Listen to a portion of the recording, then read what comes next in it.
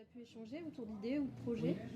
Effectivement, moi j'avais un projet, mais comme je me suis inscrite pour faire partie de la commission, donc je ne peux pas amener mon projet. Ça sera soit par le biais, et ça j'en parlerai dès demain, puisque j'ai une formation et je suis bénévole au Resto du Cœur. Donc j'en parlerai dès demain si on ne peut pas le faire avec Là, l'association. vous pouvez y aller sur la vidéo, c'est... Ou bien par une tierce personne, parce qu'en étant bénévole au Resto du Cœur, je me suis rendu compte que ce qui manquait le plus, et malheureusement on a des inscrits toutes les semaines, c'était les produits frais, donc tout ce qui était légumes.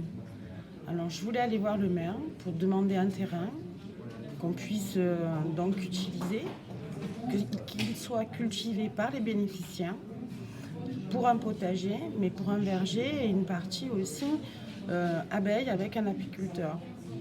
Donc là-dessus, y mettre aussi un petit local de transformation pour tout ce qui est confiture ou miel. Et le fait que ça soit fait par des bénéficiaires, avec on va dire, certaines contraintes d'horaire ou de roulement,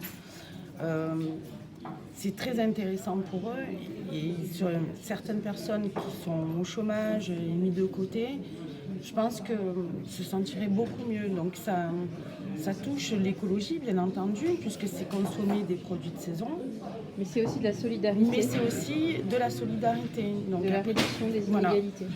De la réduction des inégalités. Si, par exemple, il y a besoin d'un petit peu d'électricité, ils mettent une petite éolienne, il y en a qui sont vraiment pas très onéreuses, ou faire de la récupération, bien sûr, d'eau de pluie pour l'arrosage.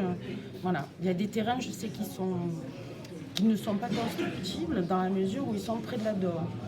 Donc je pense qu'ils sont communaux, mais je n'ai pas encore fait les démarches. J'attendais de voir cette réunion pour avoir plus de renseignements et d'éléments pour me déplacer après auprès du maire de Thiers.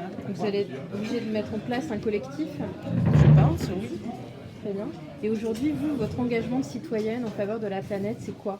Qu'est-ce qui est le plus écolo chez vous? Qu'est-ce qui est le plus À titre personnel, donc je fais des économies d'eau.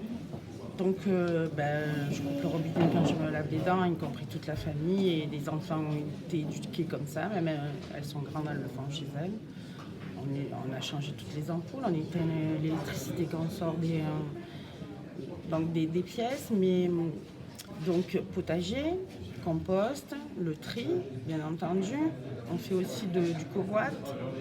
Et là, on pense à mettre des panneaux solaires et changer la vieille chaudière fuel en solaire. On a changé aussi, on a fait l'isolation. Donc tout ce qui est, je dirais à notre échelle, nous d'individus, on essaye d'appliquer en permanence. On consomme des produits locaux, de saison. Donc on essaye, bien sûr, on évite tout ce qui est plastique au maximum, tout ce qui est...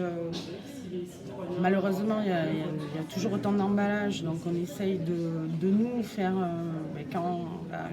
effectivement, parce que localement on ne trouve pas tout dans des grandes surfaces, et on prend en vrac, etc. Merci. Merci à vous.